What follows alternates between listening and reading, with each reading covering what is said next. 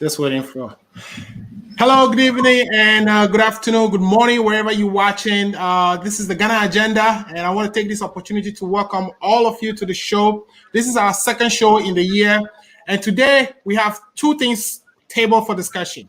Today we'll be talking about the composition of the 8th Parliament and the events that went on in Parliament over last week.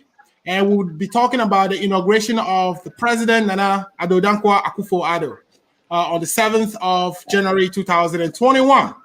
Today, ladies and gentlemen, I have two gentlemen who will be joining me on the show. Very accomplished gentlemen, very intelligent, and they'll be sharing their views for all of us. I welcome you to send your comments and participate. The gentlemen we'll be talking to today are Mr. Erasmus. Erasmus is actually Dr. Erasmus Atajemfi. Erasmus is a comptroller and a PhD who works for, I think, JP Morgan. I may get that wrong, but I'm going to give him the opportunity to actually introduce himself. But he is with the MPP.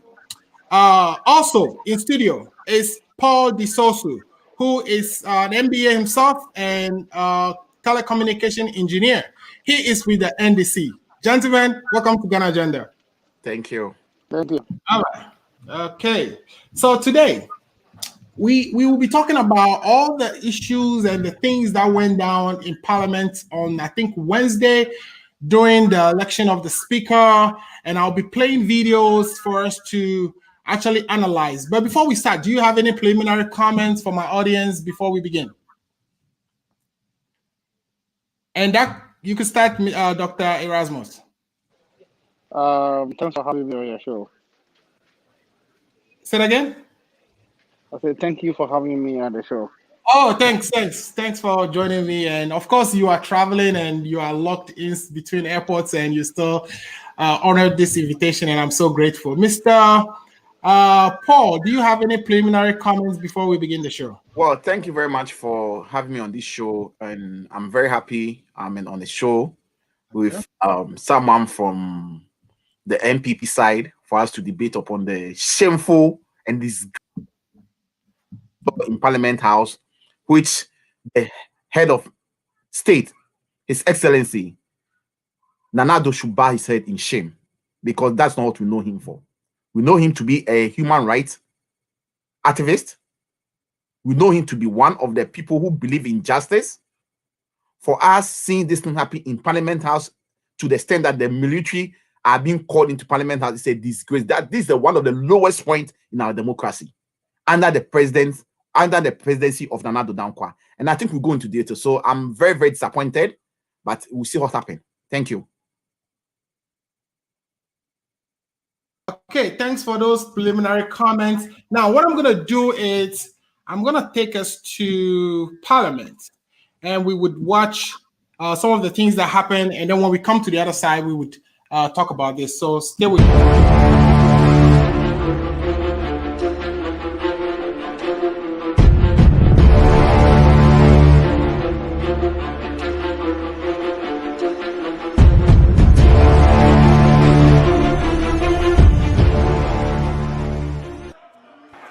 Ghana's parliament is usually a symbol of cordial democratic debates.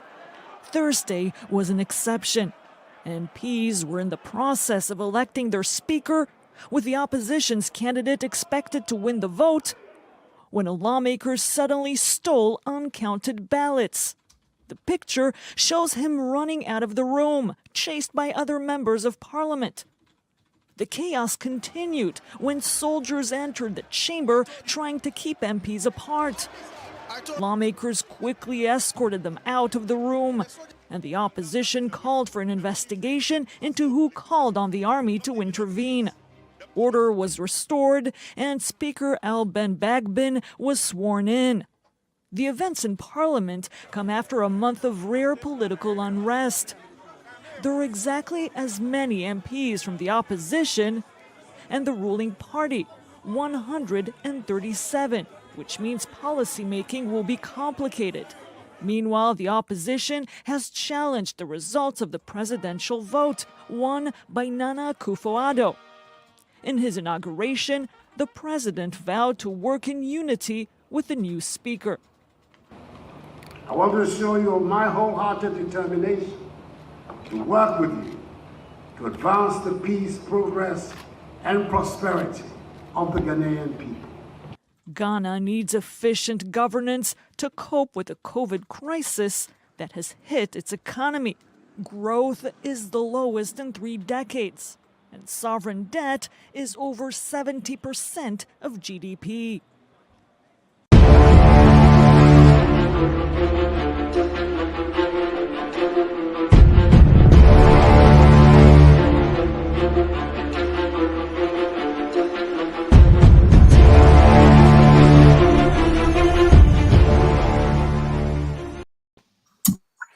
Welcome back.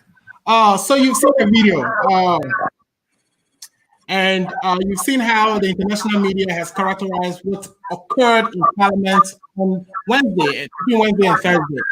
Doc, I think, Doc, if you're with us, what is your characterization of what the president said? The president promised to work with Agban Bagby, who he wasn't originally expecting to become the Speaker of Parliament, but eventually that is what happened, and he promised he's going to be working with Agban Bagby. What is your assessment of that situation, and how do you think that relationship would unfold going forward?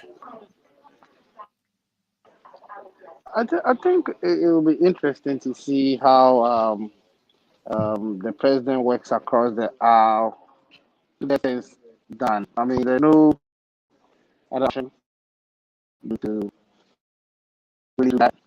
We are saddled with a split parliament. As such, we have to learn to work across. I think it's a win-win situation for Ghana, and we should accept the situation as is. And I'm sure going forward, policy making will be better. One party doesn't have the full unfettered power that transpired in the last 7 parliaments. So generally, I believe it's a good situation and it will be a win-win for Ghana. And I trust that the president will be able to, reach across the aisle and work with our folks from the NDC. Okay, so you don't think this is going to cause any type of power struggle, where the president wants to do one thing according to his agenda that he would, he's going to put forward to advance the country in the next 4 years, and the Speaker of Parliament is thinking of another thing completely different from what the president wants to do? You don't think that's going to cause a problem? We would definitely encounter situations like that because, of course, the NDC wants to be in power next year. But I suspect we'll find a way around it, and if we have a little bit of belligerence, by all means, we will negotiate better to try to get things done. Okay. We just have to get things done because generally, at the end of the day, we are working in the interest of Ghana. So we have the presidency, we have the speakership of Parliament, we are still the majority in Parliament. I believe we'll get things done. Okay, good. Mr. Paul, let me pose the same question to you. Do you think that the two individuals, Mr. Bagby and Nana Akuffo, are likely to work together to the benefit of Ghana? I think we have your microphone is off. If you can. Thank you very much. And I think to start with, I totally disagree with my friend from the other side. It is not true. Let's set the record straight. It's not true that MPP had majority in Parliament. That is not true. The fact as it is that we have 137 members of Parliament at the MPP side, 137 at the NDC side, and an independent candidate. How come that 137, and you are claiming that you have majority? That is not true. So let's not deceive our listeners this afternoon or this evening or this morning, wherever they are watching us from. The fact is that it is a balanced parliament with one independent candidate. The truth of the issue is that we know the independent candidate used to be a member of the MPP, to which they sacked him from their party. The former Speaker of Parliament sacked him from Parliament. This person is an independent candidate. He can vote alongside when they are taking decision, but this person cannot be part of the MPP, whereby they will say that they are majority. It is not true.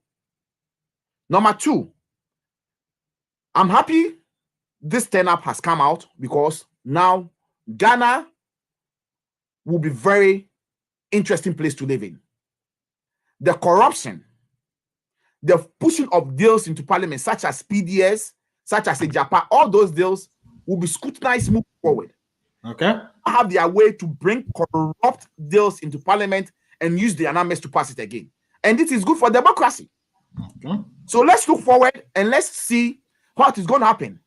In any instances, let me just also set the record straight that the president has no choice than to work with Aban Bagbin, the new Speaker of Parliament. And I believe and I trust that the Speaker of Parliament that has been selected is a man of integrity. He's a man that will make sure that he seeks the interest of Ghana first upon any individual interest. So if it is the view of the NPP thinking that they are going to lobby him around to try to buy him, they should forget about it. Because I believe, and I can set it on record over here, that Aban Bagbe is going to keep the NDC on their toes equally as he's going to keep the NPP on their toes. So democracy in Ghana is going to be interesting moving forward. We are going to see the people's representative in parliament doing the right thing moving forward. We are going to see accountability in parliament moving forward. We are going to make sure that, all those corrupt and thievery that happened for the last 4 years, it will never happen again. They will not send a deal to parliament and then within 12, 24 hours, they push their numbers through to pass the deal. It's not going to happen again. Ghana is going to develop, our democracy is going to develop, and I am happy that we have this outcome. I know you've disagreed with Dr. Erasmus Atajenfi. Dr. Ramos, do you want to counter what he said about whether MPP has a majority in parliament or not? There's a reason why we have a majority leader in parliament, and there's a reason why they have a minority leader. When the discussions were had, it was determined that the former MP agreed to side with us, which is why majority. In terms of numbers, it's all 137, 137. Of course, it goes without saying. We all know the fact. It's 137 on each side and then one independent, but the independent has agreed to side with us. So in principle, we have the majority in parliament. I don't know how that is so hard to agree with, but then again, we can do all the rhetoric of it. The fact of the matter is, we have a majority leader, you have a minority leader. Doctor, that is not true. That's the fact of the matter. That's not true. Okay, So you don't have a minority leader. What is Haruna right now? If I thought what is Haruna right now? Haruna, for now, we have neither majority, we have no minority in parliament. We have equal. What is Haruna's role right now? Haruna's role right now. Can I answer you? Yeah, let me answer. I thought Dr. Atajefi would have learned a lesson from what has happened. Their own people voted against them to get Aban Bagbe elected as the Speaker of Parliament. So he should be careful when he's talking, saying that the former MP is an independent candidate. He has said he's going to sit with them, he's going to vote with them. Yes, he has said that. But you see, there is a precedent that was set 3 or 4 days ago. We have 275 parliamentarians going to vote. And let's set this record straight.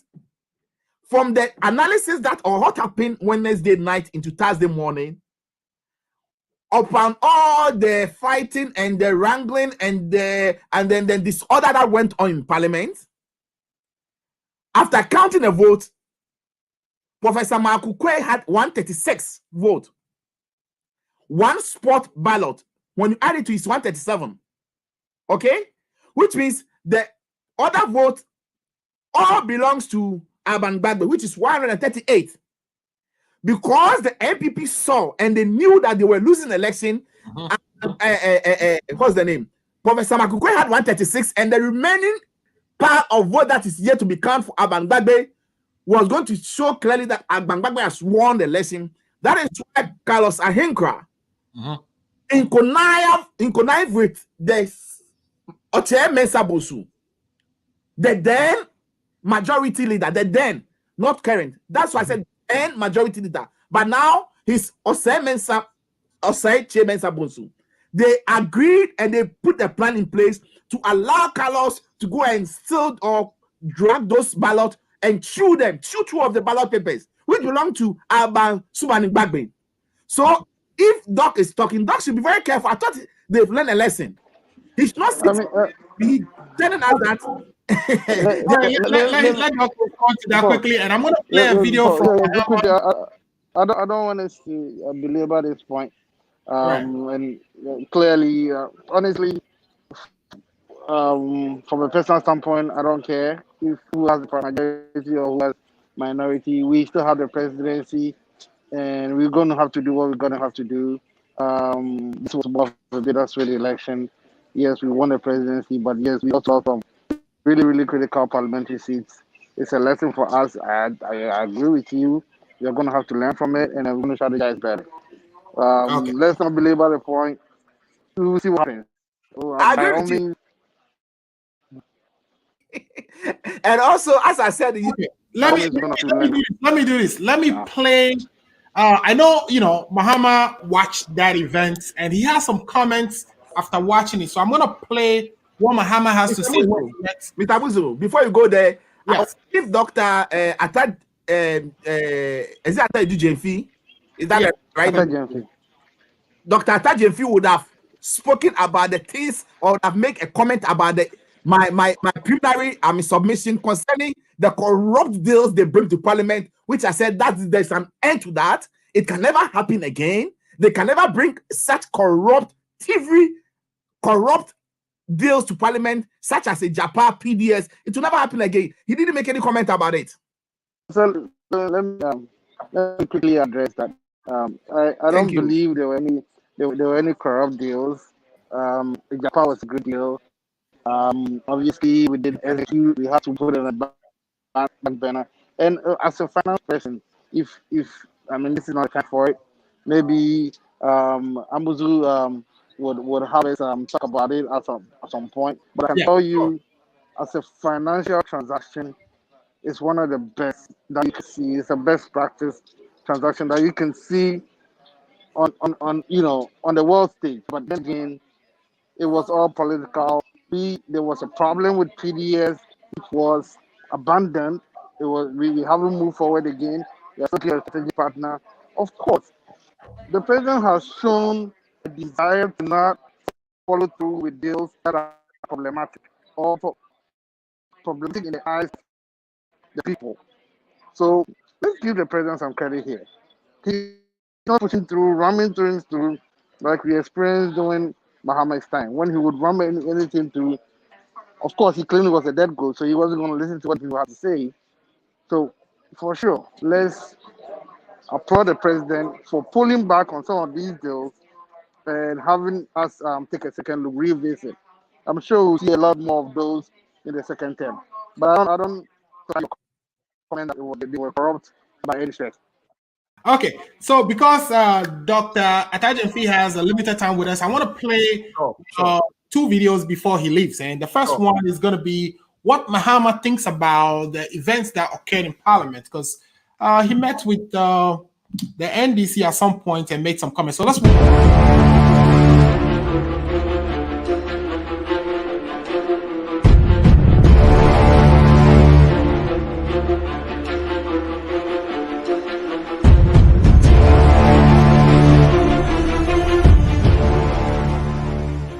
This is what unity of purpose can do.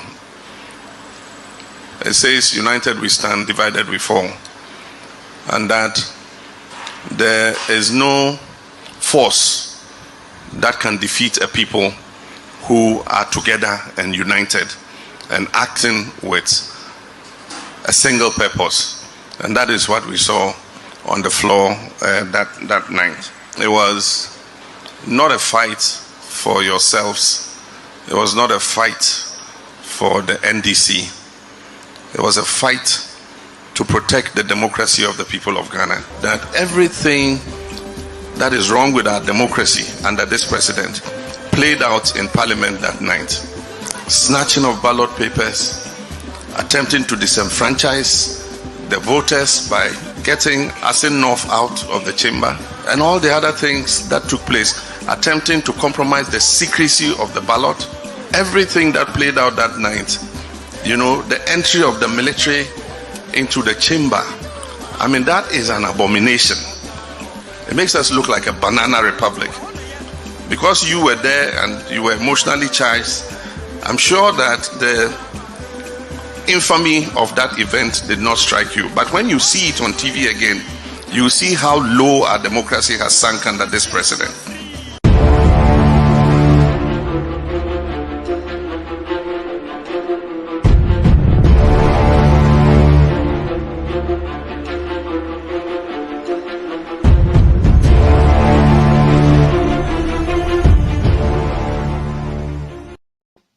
Yeah, so my question goes to Dr. Atajeamfi. Listening to Mahama, do you agree that what the NDC did on the floor of Parliament wasn't a struggle for the NDC per se, but it was a struggle for our democracy, and that it also epitomized what is really wrong with our democracy? I would take Mahama's comments with a grain of salt always, because he just lost an election, and he would use every opportunity to sensationalize whatever. Yes, I'm someone actually out to play on the floor of Parliament. We're disgraceful. I'm sure Carlos is mortified by his actions. He's come out to apologize. He realized that what he did was not the right thing to do. It should never happen on the floor of Parliament. He's apologized. I think we should move on. I mean, Muntaka also misbehaved.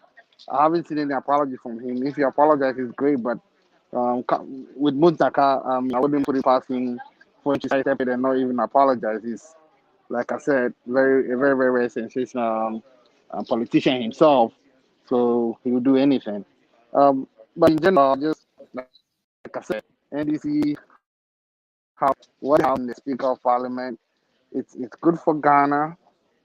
I don't know what Mahama is talking about when he says the military coming to the floor of Parliament to try to resolve a situation. It's a banana republic.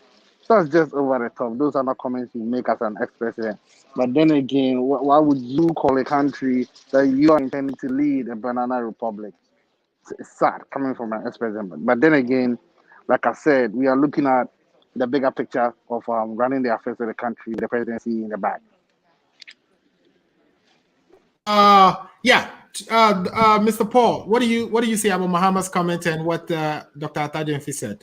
I'm disappointed in Dr. Atajeamfi for saying that he takes Mahama's statement as a pinch of salt. Oh, let's analyze the issue now. I think your mic is off. Yeah, Paul, can you say that again? Can you hear me? Yes, we can hear you now. I said I'm very disappointed in Dr. Atajeamfi talking about taking Mahama's statement as a pinch of salt. Are we talking about people making statements again? I don't think it's a pinch of salt. Is that what he wants us to believe this evening? Okay, we'll go to that direction. If we are talking about people's, or if anybody make a statement that we should not take the person serious, you are talking about the super incompetent Nana Addo Dankwa Akuffo. Why am I saying so? When he was in opposition, he stated that he is not coming to do family and friend business when he comes to government. At the time that he was making that statement, Mahama on record had only one person who is the family member in his government. That is his current spokesperson, Joyce Muntara Bawa. What did we see when Nana Addo got into government? Nana Addo has over 52 appointees who are direct relation to Akuffo. So if we are talking about people, when they talk, we should take their words as a pinch of salt, then it is Nana Addo. What did he tell us when he was in opposition about contract? That when he come, his contracts are not going to be shared by his wife. What are we seeing today?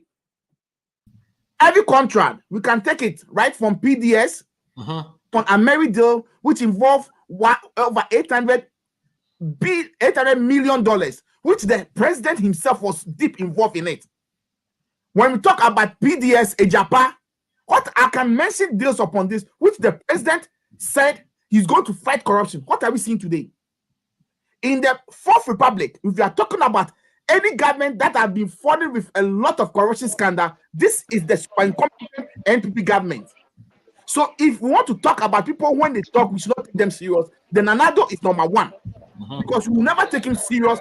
The things he said when he was in opposition, when he got into government, he's doing the opposite way. He criticized Mahama for appointing 82 ministers. He came to government, he appointed 124 ministers. So, Dr. Atajefi, when you are talking, stop and let's face the reality and let's talk about the fact.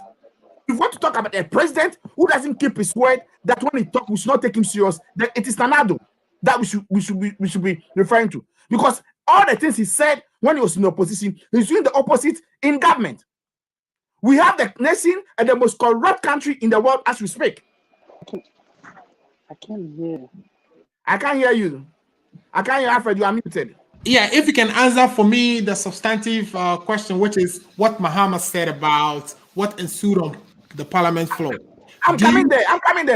So I was just trying to lay the bare fact to let Dr. Atajefi knows that if there are people who speak and we should take it as a pinch of salt, it is not. I just want to give him those examples. Now let me talk about what Mahama said. Okay. What Mahama said, I totally agree with him 100%. Okay. That is one of the lowest points in our democracy. Okay. Whatever happened on the floor of parliament, acceptable. Yeah, I know. If you don't mind, if you can wait a little bit, Dr. Atajefi is getting ready to board his flight. So before you leave us, do you want to kind of give us some last words? I know you've listened to the. It's unfortunate, but I'll be grateful if you can bring him on next week and let's take this topic again. Because Dr. Atajefi, I will make sure that I support him and his government. He's super incompetent government. They have nothing to offer Ghanaians. And I'm ready for him next week. If he's ready, let's meet next week. Doctor. Dr. Jeffy, up to you. Yeah. Over to you. I didn't hear much of what he said. I think I'm having issues with the mic here. I think one of your listeners asked that I room my mask. I'm in an airport, so I can't really walk around without a mask. So pardon me for that. Next time I would I'll do a better job when I'm at home or in the office. Yeah, so that is coming from. I'm getting ready to board again. But what I can say is, and Paul and I having a discussion with you, and Ambuzu, thanks for having me. But I'll say that again, having a split parliament is good for democracy and it's good for the country. And I think hopefully there's not too many or too much belligerence from the NDC side, so we can help us run the country. All right. Okay. So, Doc, what we would do is, if next week you are available and your time permits, that we'll bring you back so we can continue this conversation. But we wish you a safe flight, and thanks for joining us. I hope and I know for sure that my viewers and listeners are very appreciative of all the contributions you made today. But we would like to see you again on the show shortly. Thanks for coming. Sure. I'll be available. Just let me know. I hope you meet me next week on the show. Okay. Right. Have a safe flight. Thank you. Okay, bye. Thank you. Bye. Bye. All right. So what I'm going to do, and I know if you want to say some things about, what our other panelists say, but once we are done with that, what I'm going to do is I would be pulling in the excerpts that we have from the president's speech so that we can analyze and see if some of the things the president said will be things that we would expect for him to achieve in the next 4 years. But before we do that, you've been, chatting with our co-panelists or our panelists, Dr. Jeffy, and I know we got a little heated.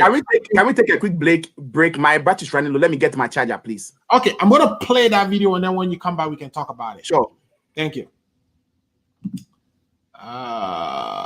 Okay. So let me...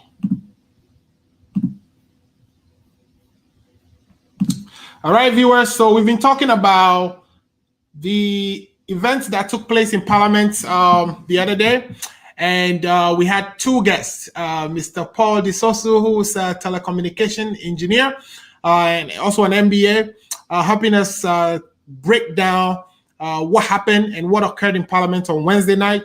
we've also had Dr. Erasmus Atajemfi on the MPP side, who also came and gave us some good information. His analysis are spot on what he thinks about the parliament going forward and whether Aban Bagby is going to be cooperating or working very well with the president, as this was not expected. The president was expecting somebody else to be the Speaker of the Parliament, but it turned out that Aban Bagby, who belongs to the NDC, emerged victorious in Parliament. Mr. Paul, are you back to us and are you able to participate? Yes. Yes. Now, what I'm actually looking for, there's a comment here that we could take. Let's look at these two comments and then we can go back to our show. So the first one says, interesting conversation is coming from the Akuffo family, who is always there supporting our show, and we are grateful for them for carrying the show itself and for continuing to support it. Also, Akko Radio again says, good job, Alfred. So thank you, Akko, for all the supports. Okay, now let's go to this video. So in Parliament, we saw so many images, including one where Isla Owusu was sitting on the MP from Jubasu. So I'm gonna play the reaction from that MP, and then we could talk about that when we on the other side.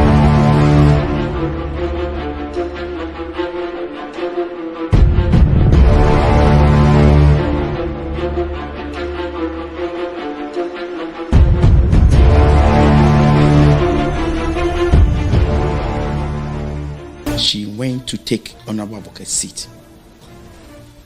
We persuaded her she wouldn't budge, so she insisted. At a point in time, she even pushed Honorable Collins Dauda. So we left her until she herself left that seat. Don't forget, I have already indicated to you that she was the only person sitting in our midst. That is the NDC members of Parliament. So I also went to sit on that seat. So when I went and sat on it, from nowhere, I didn't see her. She never spoke to me. She never asked me anything. All I realized was that she was sitting on my laps. That was disgraceful, right? A married woman sitting on the laps of somebody's husband. Since then, my wife has not taken it easy. She thought she shouldn't have done that.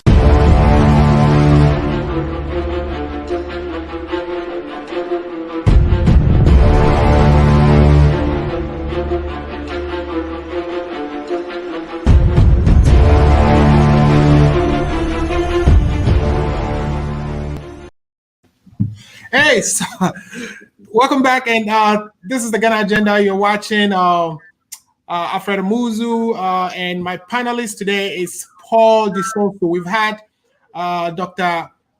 Erasmus Atajemfi, who just left us because he's between flights and he has to board his next flight to his destination. Mr. Paul, you've listened to the Member of Parliament talking about how his wife didn't take kind to the Honorable Isla Owusu sitting on him in Parliament because the minority, NDC in this case, previous minority, I know you will say now that they are majority, went to sit at where the majority sits because in their mind, they are the majority. And we saw what happened when Isla Owusu went and sat on the honorable member from Jubasu. What is your take on this? Do you think that is a decorum of an honorable member to sit on another honorable member the way we saw on videos and pictures from Parliament on Wednesday? For me, let me just say the record. So I've never stated over here on your program that the NDC have majority in Parliament. I've stated that we have 137 member of Parliament each. So there is no majority, there's no minority. It is balance of Parliament. But however, it is the expectation of the NDC that I'm out, which we are contesting furiously. We hope and we think, when the judge hears the case and the judge goes into the details of the case and the judge allows for a recounting to be done, that's given to us, and that will make us the majority moving forward. But as we speak now, it's unfortunate. It's very shameful. It is very unacceptable for us now to do such a or put as such a behavior in the August House of Parliament, the place that laws are made. Look, I don't know if there's any laws in Ghana, but if there's any law that Honorable Akanda can sue her, she should sue her for what? Sexual harassment. But wouldn't that be overstretching the issue? Because all she was doing is, trying to take a position, No, don't forget that. I mean, it's becoming unbecoming of some members of parliament, especially in the MPP side. Hawa Yakubu is one, Esther is number two. Okay, this think they are untouchable. I mean, why should you go to extent doing such a thing in parliament? You came in, look at the first now that happened when he wanted to sit on Honorable Cletus Aboke's seat. Look at the way he was pushing people around and all those stuff. Right. You understand? Yeah. And after you vacated a seat and somebody has come to sit on a seat, at least the courtesy demand that speak to the person and ask him to get up from the seat if you think that seat belongs to you. Right. You have no right to sit on his laps. He's a married man, a married woman. What they did was unacceptable, and I support Honorable Akanda 100%. If the wife can pursue a legal action against Osla, she should do it. So I'm not going to call her honorable because she doesn't deserve to be called an honorable. An honorable person will not do such a thing that she did. Sitting on somebody's husband's lap, playing love in parliament, that is unacceptable. Would you call that playing love in parliament? Because of course, really, all she was trying to do is assume her seat or seat that she sat on for the last 4 years. It wasn't. If you are trying to assume your seat, does not courtesy demand that you speak to the person and ask the person to vacate the seat? Right, but it doesn't translate. I don't think the interview that was granted Akando. Honorable Akando said she didn't even say anything to her. She just came to sit on her laps. Right. Unacceptable. Let's condemn it. It was part of the low point in that parliament house on that unfaithful night, and part of the thing that has made this or that night to be a night that will be remembered in the memories of Ghanaians. Ghanaians will ever live to remember all those things that happened in Parliament House that unfortunate night. Okay. All right. So what I'm going to do, there's a question here that one of our listeners is asking from Akko Radio. It says, how critical is the Speaker of Parliament's political affiliation when it comes to developmental, in other words, he's trying to say developing Ghana? I can tell you for a fact that Aban Gbagbe is a fair, balanced, honest, and very intelligent, gentleman. You see him, he's been in parliament for over 23 years or 24 years, and he's going to do what will benefit the interest of Ghana. Not the interest of the NDC, not the interest of the MPP. That is why I am saying, and I am putting it on record, that if the MPP think they can find their way through to try to grease his hand to it's not going to happen. Likewise, the NDC cannot push him to do things that is not going to benefit Ghanaians. He is there to make sure that democracy works in Ghana. He is there to make sure that shady deals, such as a Japa deal, which Dr. Jeffrey disagreed with me, shady deals, such as the PDS deal, which Dr. Jeffrey agreed that there was issue with it. But I know, and I believe next week when we meet, he's going to accept, and I'm going to punch holes into the Japa deal for him to know how shady that deal is. All these shady deals will never pass through parliament again. I can't hear you. Dr. Jeffrey is saying that the president, when deals come up that has issues, that he has shown that he can set those deals aside and not necessarily, complete them and not listen to people. He's shown that he listens, and where maybe his appointees or somebody has brought up a bad deal, that he's able to cast the deals aside. And that is not true. That is not true. That is never true. And I'm going to give you 3 critical examples. Okay. A Mary deal. When they were in opposition, they said the NDC government has inflated a Mary deal over $150 million, and that when they come into government, they'll make sure they take that money back for the good people of Ghana. Ask them to provide evidence. They could not even provide evidence. What did they do? When they got into government, they went back to strike a new deal, which was going to be getting $800 million into the pocket of some few people around the presidency. And don't forget, that deal was given executive assent by the president. Okay. When the deal got into parliament, the good work of the minority then punch was, and then they said no, they will not allow this to happen. When they saw that Ghanaians have noticed that that deal was shady, he withdrew it. That's not listening to the people of Ghana. Okay. 3 years deal. You remember the way Honorable Apujinakpo, all NDC side were raising issue. So civil society were raising issue. They did not listen. They went ahead. They struck a deal until issue came, and they saw that no, the issue that has come, they have to get out of the deal as we speak. Who has been taken to tax? Who has been prosecuted? Which one has been prosecuted? So if you think that the president is the president who listed, it's a lie. Number 3, a Japan deal. A deal. Look at the fight that came over it. A lot of people raised issues, demonstrations. They went ahead and struck the deal, and it got to a level whereby there was a standing block that the president withdrew the deal, saying that he's waiting for the new parliament to come in so that they can relook at the deal.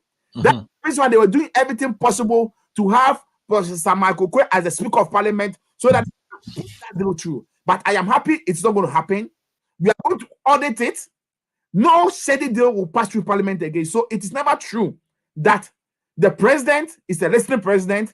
It's never true that the president listens to people when issues are raised. It's never true. He is the president who will never listen to any criticism, will not listen to any feedback from anybody around him. If you criticize him, he sent his tax on you, they will come and beat you, they will come and harass you, or they will even silence you. That's what we have as the president of Ghana. So when you say no shady deal is gonna, make it through Parliament, are you counting on Bagbin to be the one to stop that? Are you counting on the 137 MPDC parliamentarian to be? Both of them, because Honorable Agbagbo will never allow any shady, corrupt deal to pass through his eyes. He will never supervise over any shady deal. Likewise, Honorable Haruna Idrisu, Honorable Muntaka, and all those great gallant MPs of the NDC side will not sit down for such shady deals to pass through Parliament again. Okay, let's listen to what Nana said about the independent candidate before the election took place, and that independent candidate becoming a deputy Speaker of Parliament. Now, let's listen to him. That's an interesting one. Let's listen to it. Yes. We'll come to the other side and we'll talk about it.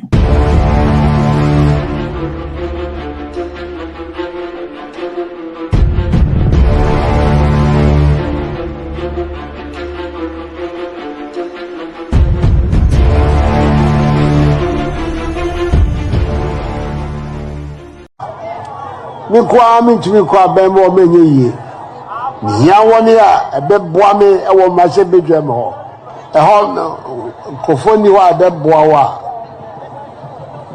amra na betosi ti mi hia mema wo ma se bedwam ho a woni be foa me sise no so enti no me ko ho a mi hia dia me do betumi akọ independent bia ntumi mo ame independent candidate bia etumi moane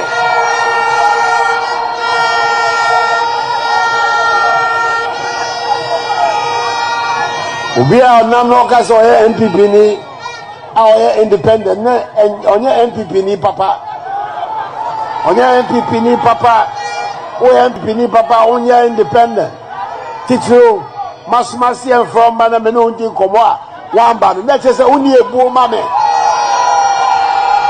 utumi ni me nya adwuma onipa ni ebu ma me no me tumi ni nya adwuma jemisramo obia gen enya no baako onipa metumi ni na ya adwuma eni sole a oja me chen ono na metumi ni na ya adwuma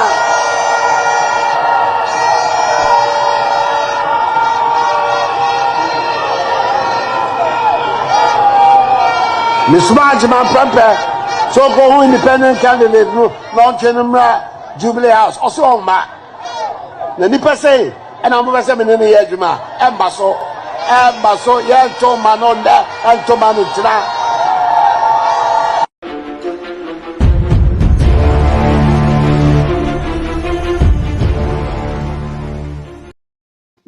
All right. So you listened to the president, and he made it clear that he's not going to work with the MP from Femina. What do you think about what you've just heard and the fact that that same person is now the kingmaker in Parliament? You see, it's so interesting that when we are speaking, we speak with boldness. Right. Speak as if tomorrow is for us. We speak as if we know the future. Right. But only one person who knows the future from all of us, and that is the Almighty Creator. Yeah. At the time that he was making this pronouncement and all those stuff, did they even ever think that there is for the possibility of that guy in the sea? They never thought of it. He has stated it. Not I'm not saying. He said he cannot work with somebody who does not respect him. So therefore, why are they not going begging the guy to join them? And it's unfortunate Dr. Atta Jeffrey is off. Right. The independent was going to. You see, these MP people, they have no shame. These MPP people, they have no shame. If they have shame, they will not be coming and be begging and be bragging that the independent candidate is going to work with them. And it's unfortunate. And I have a lot of, my reservation about the independent candidate, the former independent candidate. Candidate, yeah. Upon all what the president have said, upon all what John Boadu said about you, upon all what the former speaker, did to you. What would you have done? He's a member of the MPP, so he couldn't just even though they sacked him, he couldn't just now come back to Parliament and say he's not a member of the MPP. They sacked him out of the MPP. He's right. no more a card-bearing member of the MPP. They sacked him. Right. That is it. If I were to be him, I will never budge to this pressure from the presidents and then the MPP and then the General Secretary of the MPP, John Boadu. I will never budge to the president. He should go there, be independent candidate, work as an independent candidate, and then the interest of Ghana first. That is what I will urge him to do. I'll be very disappointed. I'll be very surprised if he go there and enjoy this MPP people to be putting shady deals in Parliament to pass through Parliament. I'll be very disappointed in him because of all the disgrace that has befallen him. If he's still going to sit with them, vote in block with them, then it's unfortunate. It's very, very unfortunate. And no mistake, if he wants to align himself with the MPP and he wants to be part of the MPP, then he has to relinquish his seat for a new election should be held. And of course, look, let's be real. If he goes that direction and he goes as the candidate on the MPP seat, he's still going to win. But it's going to be very disappointing. It's going to be a disgrace for his family if he accepts to go that route. I will urge him that he should remain over there as an independent candidate in the House of Parliament and take his decision as independent candidate. Any day that comes onto the floor, he should think of the interest of Ghana first. Let me ask, and then, according to that. As NDC, are you aware or do you know whether the NDC reached out to him to see if he'll be interested in caucusing with them? Of course, I can tell you for a fact that not only him. Honorable Ntaka was the one who was charged. He reached out to a lot of them. Look, Mr. Amuzu, if it has not been what happened and the drama that we saw Wednesday night, and then these MP people were not violating the constitution and then the standing orders of Parliament, okay, and they've allowed this voting to go on peacefully without nobody showing their ballot, Professor Makoko would have gotten even less than 136 that he got. I'm telling you, because we did a lot of good job. Whilst they were there bragging, they were there casting insinuations, John Boadu was saying all sorts of things. We were behind. Would you say that is an indictment on Professor Kwe himself? Because the man is old, there are videos of him, circulating where you could see him finding it difficult to even walk and sit, and he has to be carried even to get into his car. Would you think him not getting a lot of votes is an indictment on him, or this is, you believe, is an indictment on the NPP as a party?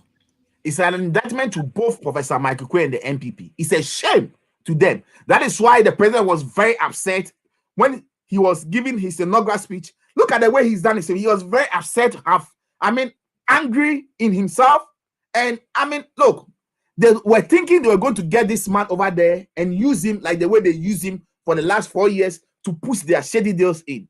Because it didn't happen, they were disappointed. And Alfred, you know what they did? These people, they take Ghanaians for granted. The brochure that was shared or that was prepared for the inauguration, they pre-assumed that Professor Michael Quay is going to be the Speaker of Parliament. So when things changed that night, they quickly went and printed a picture of Honorable Addo and pasted it on Professor Michael Quay. Yeah, but you and I, you know, what a shame. You and I know that it takes time to print. You're not just going to, because the election of Bagbin happened like a couple of hours before the inauguration, but they needed those documents to be printed prior to the event. And the assumption, even if it was the NDC, they would have done the same thing. I quite remember during the NDC time where the president of Kenya was named the president of Ghana. So this thing happened, right? That was typo error. Yeah. That was a typo error. This is the instance whereby they think they've made up their mind that, of course, whether rain or shine, Professor Michael Quay is going to be the Speaker of Parliament. And this also should once again tell all of us that God's wills or God's plans are not our plan. Whatever God has planned is what is going to happen.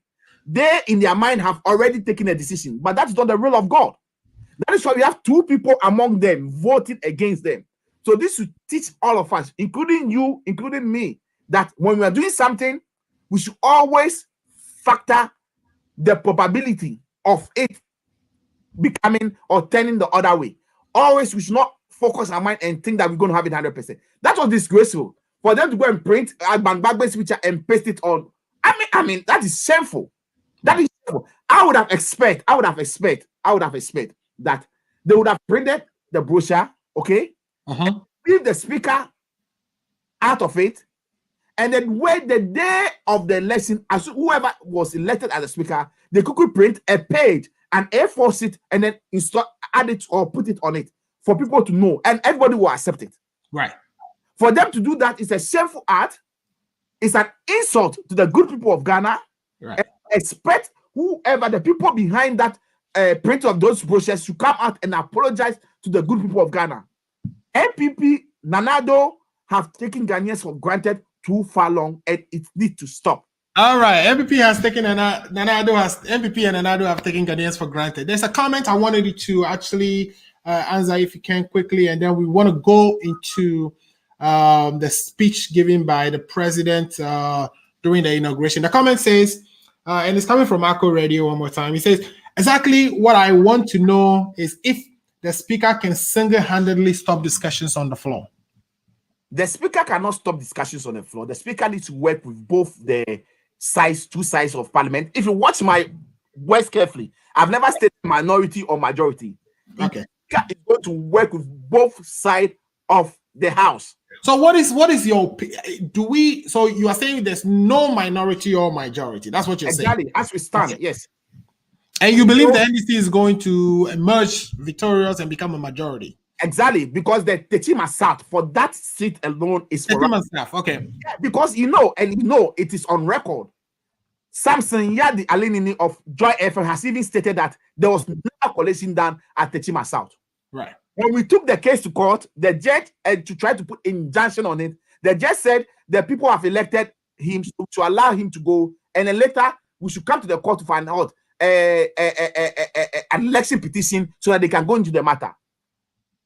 You understand me? So yeah. I believe, and I strongly believe that apart from that, there are other 3 or 4 seats we are contesting, and likewise the NPP. So as we move on, the majority minority will be showing clear. But as we speak, we have equal balance of parliament: 137 with 1 independent. There is no majority, there is no minority, and this is the good thing, and it's a good thing for democracy, because now both sides need to come into agreement, compromise, and come into agreement, and let's work together.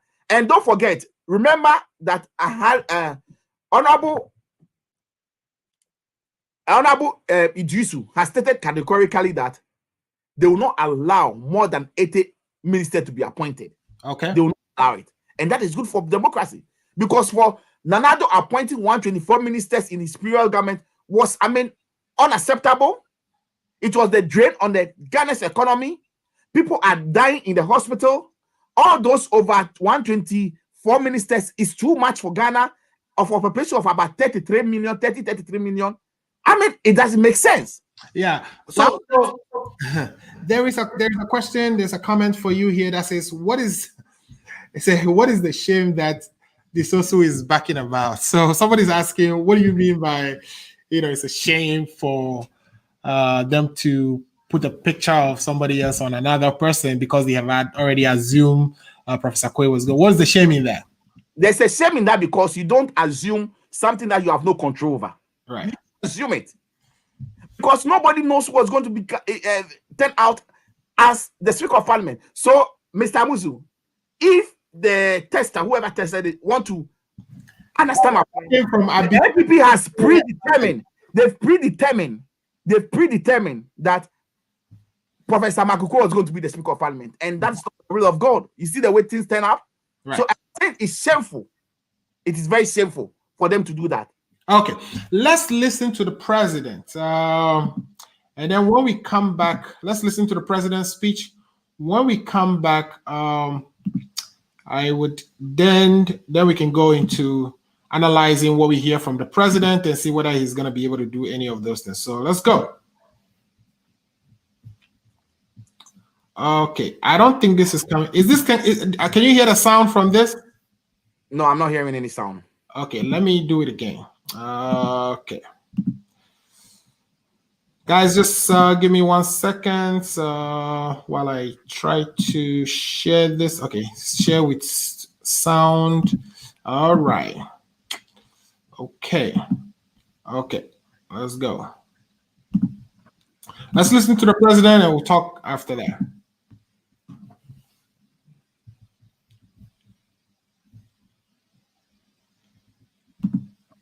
Can you hear it? No, I cannot hear it. Okay, something is not working here. Okay, let me do it again. So what I'm trying to do here is I'm trying to play what the president said on his inauguration speech, and then we would take a look at whether. All right, let's try this again. You can hear it still, right? No, I can't hear it. Okay, so the president said a few things, right? The president said a few things on his inauguration. He's talked about the free SHS, that he believes in education, that he's also confident that the free SHS is going to yield dividends going forward. He's talked about the fact that he's opened schools back up. He emphasized the fact that the youth are playing a key role in making Ghana a digital economy, and that Ghana will become the leader in that arena in the near future. So this is some of the things he said. There are others, like the economy is the fastest growing in Africa, even in the pandemic, that we are recovering at a faster rate than was thought. He talked about the farming for food for something. His policy on farming, planting for food, and then he referred to the juice company that he believed that the juice that is coming from Ghana is capable of competing with any other from the world. And then he talked about how Apio has been branded, and that the Ghanaian, if supported, is able to produce and compete on the world stage. And these are some of just a few of the things that he said, but he said a lot. What is your assessment of his speech, and how do you assess what his performance will be for the next 4 years? Well, thank you, Mr. Muzu. I'll take his words as a pinch of salt. Because I don't even believe in any of the things that he said. Why am I saying so? In 2020, when he went to present the State of the Nation to the good people of Ghana, it was stated in that State of the Nation address that it's the year of roots. Did that thing? Was he able to fulfill that promise? Well, No. he said this year is going to be a coming there. The second, yeah. You see, right. You couldn't even fulfill like last year promise you gave to the Ghanaian, and you are even giving more promises. So as for the president's speech, I take it as a pinch of salt. I'm not even going to believe it. I'm not going to even think, and I'm going to trust that he's even going to do all the things he's saying. In the midst, make no mistake, I still believe that he's a temporary president. He's a president that's been selected, not elected. And otherwise, when the Supreme Court gives a verdict, we don't recognize him as the president of the country. Who selected? What do you mean by he said? He was selected by the super incompetent EC chair lady, Jane Mensah. But by our law, that is who is authorized to announce or to announce the winner. I agree. She's the one who's supposed to determine who is the president. But she did a wrong job. It's a discussion we had last week, and all the figures we've put him out there. That is why I am saying that the party has taken a stand. We will not recognize him as the president until otherwise. So, according to the party, who is the president of Ghana right now? We don't know. We can only have one president at a time, right? Fine. You can, whatever it is that you can admit it, but we are not recognizing him as the president of Ghana because there's a court case hanging around him until we go to the court and the court make a decision and the court affirms his decision, yes. Until then, we are not going to recognize him. And I'm not going to even waste my time and speak about the things he said on his inaugural speech because all the things he said are palpable false. Look, Mr. Paul, let me also remind you that back in 2012, was it? No, yeah, 2012. Go to 2013. Yeah, 2013 actually, when the then current president Nana Addo Dankwa Akuffo went to court, he recognized John Mahama as the president. He did not. They said they will not recognize him as the president because he stole the election and they are at court and the court make a decision. And we are giving them back their own dosage. Whatever they give, we are giving it back to them. We are not recognizing him until the court state otherwise. But let me go on to the things he said in the inaugural speech. Look, all the things he said over there were lies. He said this year is going to be the second year of rules. I know you are a fine seasoned journalist. Can you tell me how many kilometers of road were constructed in the year 2020? If you can tell me. Right. Look, don't be playing with the intelligence and emotions of Ghanaians. That is what the president does. He's known to be playing in the intelligence and emotions of Ghanaians, which is unacceptable. Number two, he said the free SHS has yielded, results, whatever it is. Look, let's not make mistake over here. Free SHS is in the constitution of Ghana, which I have over here. Right. It's a part and it is the right of, and it is something that was supposed to happen. Yeah, but the constitution says that, even though he's been in the constitution since independence, correct? I agree with you. And nobody has implemented it until Nana Akufo-Addo. That is not true, Mr. Muzu. Various governments did aspects of free education. Like I know John Mahama started it. John Mahama started with day school. Progressive free education. And NPP came and continued progressive. When they came in, they started with first years. They didn't pay all the 3 years together. They started first year, moved to second year, and now they have all the 3 years paid. So they also did the progressive. So but we can differentiate between what Mahama was going to do and what Akufo-Addo actually did, right? Because Mahama, in his case, he was targeting poor but needy students and was, granting them. I agree. You are right. I agree. He started with the poor and needy students in day schools and they were covering their fees. You need to start progressively. You can't just get to something. And what was the manifesto? When you go to the MPP 2016 manifesto, and if I remember, it's page 136 or 140. It stated categorically that they were going to implement universal free senior education. Okay. But we see. That is why I said that when he talk, I take his word as a pinch of salt, because he will tell you he's going to do this and he do the other thing. And I'll give you most example on this show this evening. So I'm not even going to waste my time and talk about this inaugural speech. Okay. Because I still believe he's not the president-elect. He's the president selected on the good people of Ghana. He's been pushed on the good people of Ghana. And I believe when the Supreme Court sits on the case and it goes to the merit and the merit of the case, the truth will come out. Okay. So just kind of a programming alert. Next week, we will be talking about the petition filed by John Mahama and the revisions that he went back and the amendment. The amendment to the petition. And then also, interestingly, we've already got the Nana Akuffo Addo's camp responding to that petition themselves. So we would have the two petitions, the petition and the response from the other camp to analyze. And we'll be doing that on Sunday at the same time. So tell a friend to tell a friend. We will be discussing the two different petitions next week, Sunday. So you can go ahead. I know you talk about the SHS and yes. So it's not true. It's not true that and the statement he made over number 3. He was talking about what's the name? A Kumfi juice factory to competitive with look, there are juice factories in Ghana that were already existing. Look, if you want to talk about factories that John Mahama built, we did not make a lot of noise like the way they are making noise. You understand me? There are factories that are already in operation in Ghana. Yes, I admit that Kumfi, they put up a Kumfi. I admit to that. What did they tell us? They said one district, one factory. Able to produce it. How many districts do you have in Ghana? How many factories were they able to build? These are the things that people like you, journalists like you, are supposed to put them on the board, ask them to provide us the bare fact.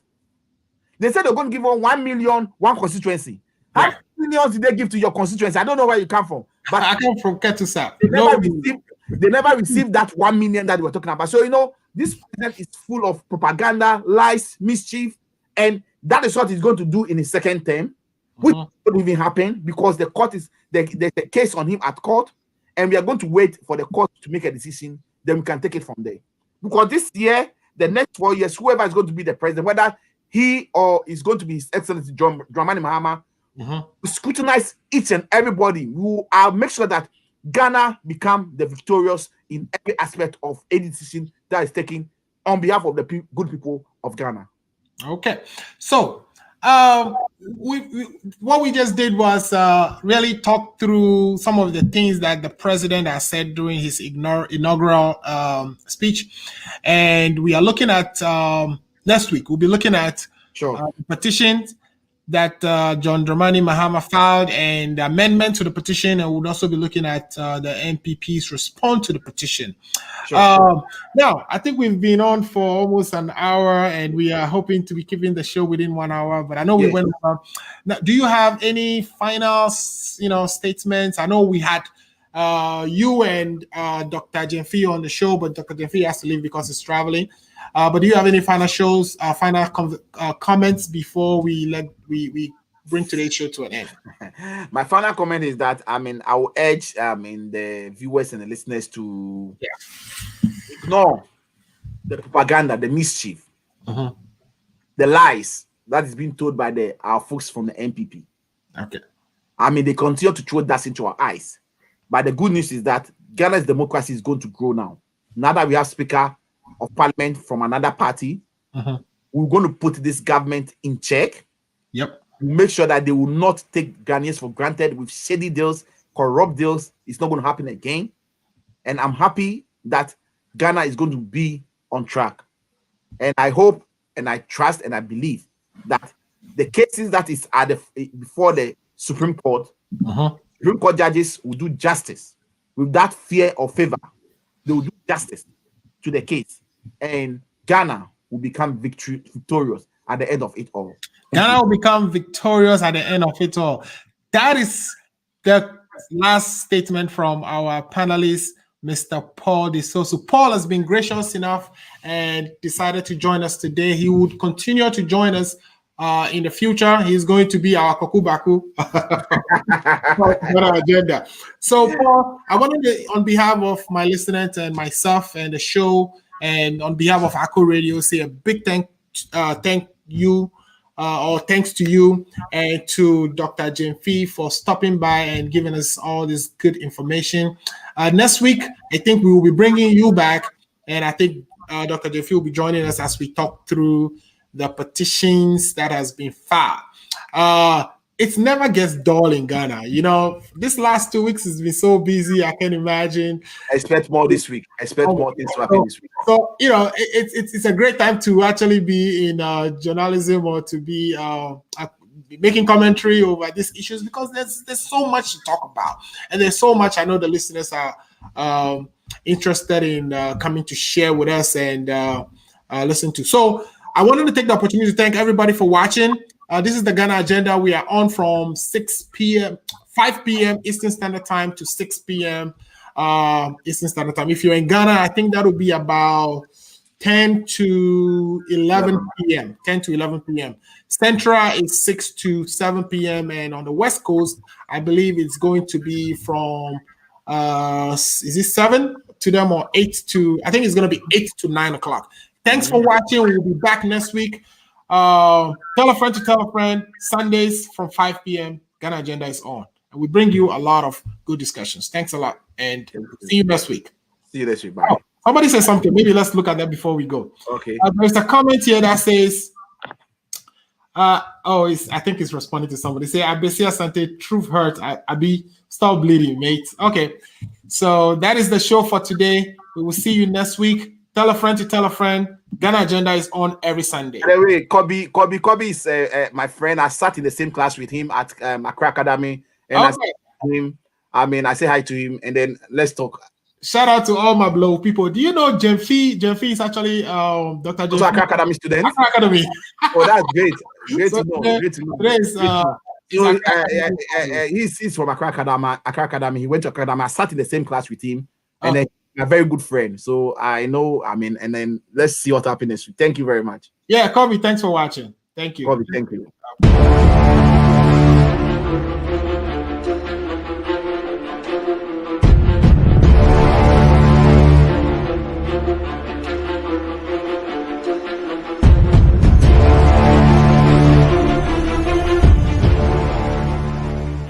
This is what